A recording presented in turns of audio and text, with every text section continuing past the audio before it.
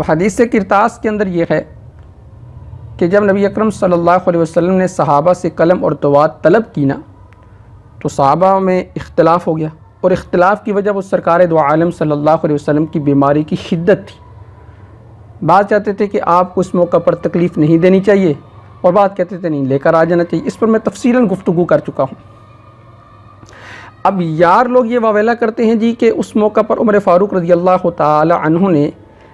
جب آپ نے قلم دوات مانگا تو آپ نے کہا کہ حسبنا کتاب اللہ، ہمارے لیے اللہ کی کتاب کافی ہے۔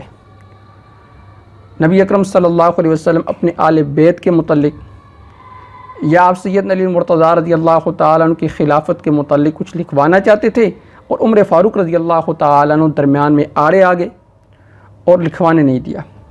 اب اس وجہ سے سارا کا سارا ملبہ اٹھا کر سیدنا عمر فاروق رضی اللہ تعالیٰ عنہ پر ڈال دیا جاتا ہے، اور یار لوگ واویلا کرتے ہیں۔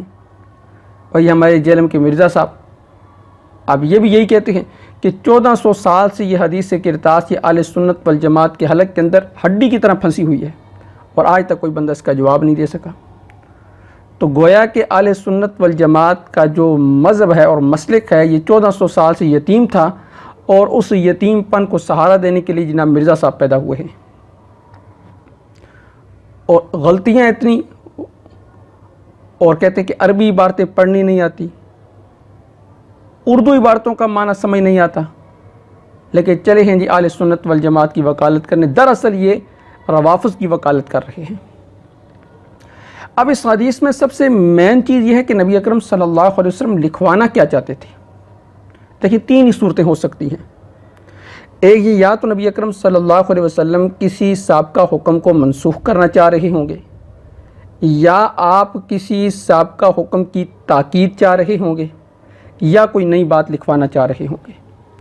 اب نئی بات تو ہو نہیں سکتی،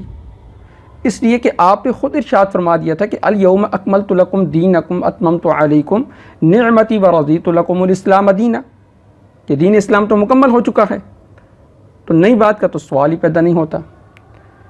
دوسرا یہ کہ آپ کسی سابقہ حکم کو منسوخ کروانا چاہ رہے ہوں،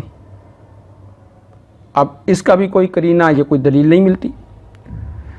تیسرا یہ کہ آپ اپنے کسی سابقہ حکم کی تاکید چاہ رہے ہوں، اب آپ کیا لکھوانا چاہتے تھے؟ اگر آپ یہ لکھوانا چاہتے تھے کہ تم کتاب اللہ اور سنت رسول کو مضبوطی کے ساتھ تھام کے رکھو، تو یہ تو سرکار دو عالم صلی اللہ علیہ وسلم پہلے فرما چکے تھے کہ میں تمہارے اندر دو چیزیں چھوڑ کے جا رہا ہوں، کتاب اللہ اور سنت رسول۔ اور اگر آپ یہ کہیں کہ نبی اکرم صلی اللہ علیہ وسلم آل بیت کے متعلق کچھ ارشاد فرمانا چاہ رہے تھے، تو یہ بھی آپ پہلے لکھوا چکے تھے۔ اب میں اس حدیث کی سند سے یا اس کے متن سے بات نہیں کر رہا کہ اس کی سنتی حیثیت کیا ہے یا اس کے متن کی حیثیت کیا ہے۔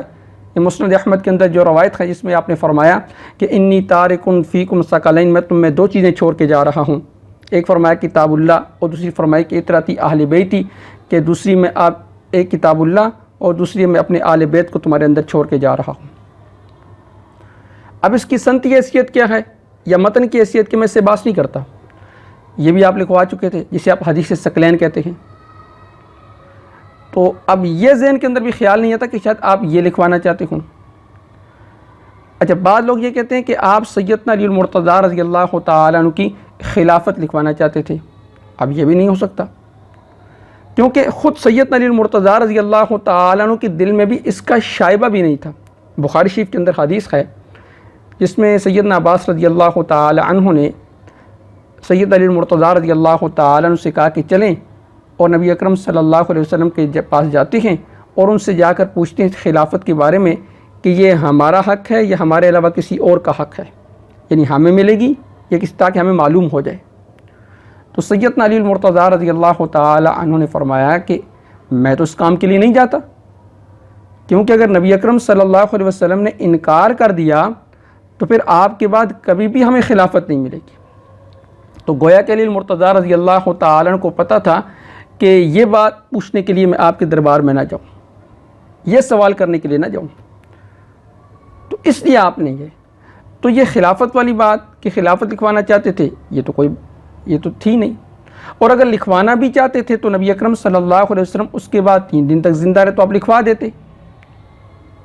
یا زبانی ہی کسی کو بتلا دیتے۔ نہ آپ نے لکھوایا نہ کسی کو زبانی بتلایا۔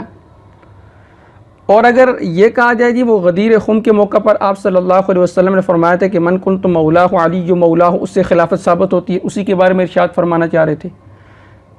تو اب میں تھوڑی سی نا سخت بات عرض کروں گا۔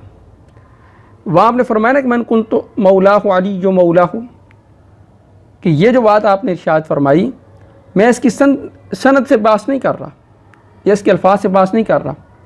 یہ بات آپ نے غدیر خم کے موقع پر ہزاروں کے مجمع کے سامنے ارشاد فرمائی، اور یہاں تو صرف چند افراد آپ کے سامنے بیٹھے تھے، چند صحابہ بیٹھے تھے۔ اگر آپ کہتے ہیں کہ مولا کے لفظ سے خلافت ثابت ہوتی ہے تو اس کا مطلب ہے کہ اگر وہ ہزاروں کے مجمع میں جو بات ارشاد فرمائی تھی اگر اس کا اثر نہیں ہے تو پھر چند افراد کے سامنے اگر آپ فرماتے تو پھر چند کے سامنے کیا اثر ہوتا؟ وہ ہزاروں کے مجمع کے سامنے ایک بات کی زیادہ اہمیت ہوتی ہے نا، وہ بات تو آپ نے وہاں ارشاد فرما دی تھی۔ پھر مولا کے لفظ سے خلافت ثابت ہی نہیں ہوتی، کیونکہ آپ حدیث اٹھا کر دیکھ لیں، زید بن حارثہ رضی اللہ تعالیٰ عنہ کے لیے یہی الفاظ استعمال فرمائے، انت اخونا و مولانا، بخاری کے اندر آتا ہے کہ آپ ہمارے بھائی اور ہمارے مولا ہیں۔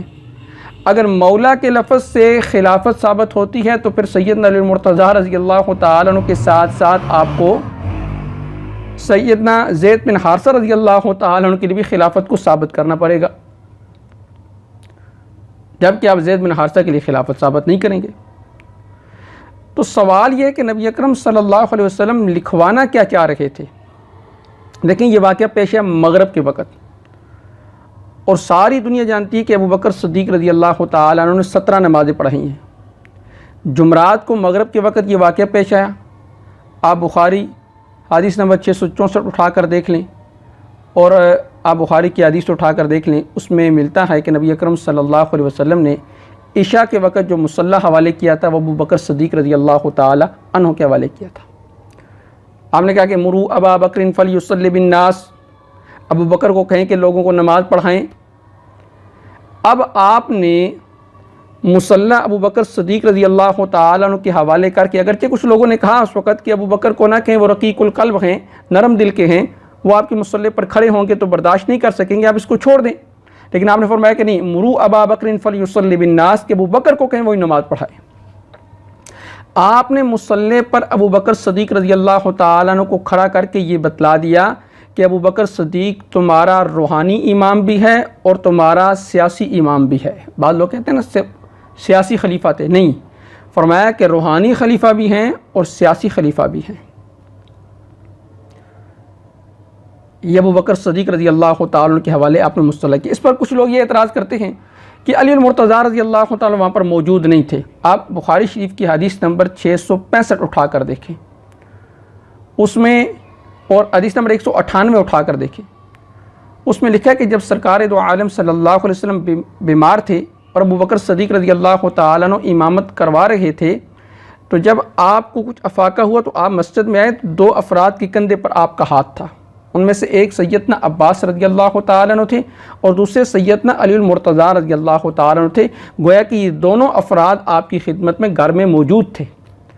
اگر آپ نے مصلی اور خلافت سیدنا علی المرتضیٰ رضی اللہ تعالیٰ عنہ کے حوالہ کرنی ہوتی تو آپ سیدنا علی کو حکم دیتے کہ آپ جا کر مصلی پر امامت کریں، لیکن ان کی موجودگی میں بھی آپ نے ابو بکر صدیق رضی اللہ تعالیٰ عنہ سے کہا کہ مرو ابا بکر فلیصلی بالناس، کہ ابو بکر کو کہیں وہ جا کر نماز پڑھیں۔ تو اس سے یہ پتہ چلا کہ ابو بکر صدیق رضی اللہ تعالیٰ عنہ وہ سیاسی خلیفہ بھی تھے اور روحانی خلیفہ بھی تھے۔ پھر بخاری شریف کے اندر حدیث ہے، اور حدیث کا نمبر ہے 5666 اور حدیث کا نمبر ہے 7217۔ اس میں معاشہ صدیقہ رضی اللہ تعالیٰ فرماتی ہیں کہ نبی اکرم صلی اللہ علیہ وسلم نے مجھے خود فرمایا کہ تم اپنے باپ اور بھائی کو بلا لو، میں ان کے لیے کچھ لکھ کر دینا چاہتا ہوں تاکہ بعد میں کوئی تمنا کرنے والا یہ تمنا نہ کر بیٹھے۔ اور آپ نے 2 باتیں ارشاد فرمائی، فرمایا اللہ اور مؤمنین،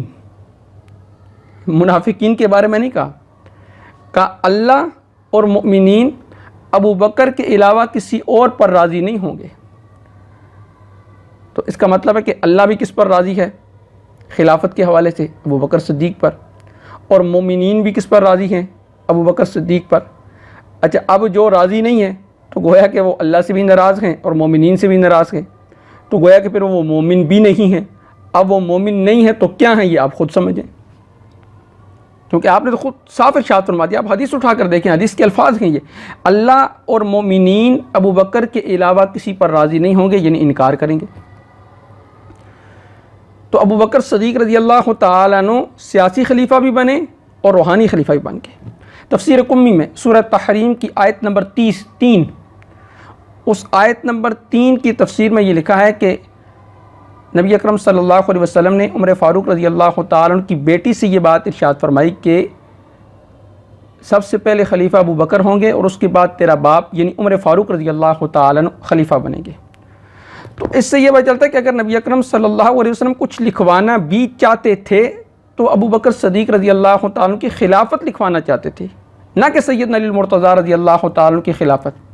لیکن کچھ روایات کے اندر ملتا ہے کہ آپ کیا لکھوانا چاہتے تھے، کیا وصیت کرنا چاہتے تھے.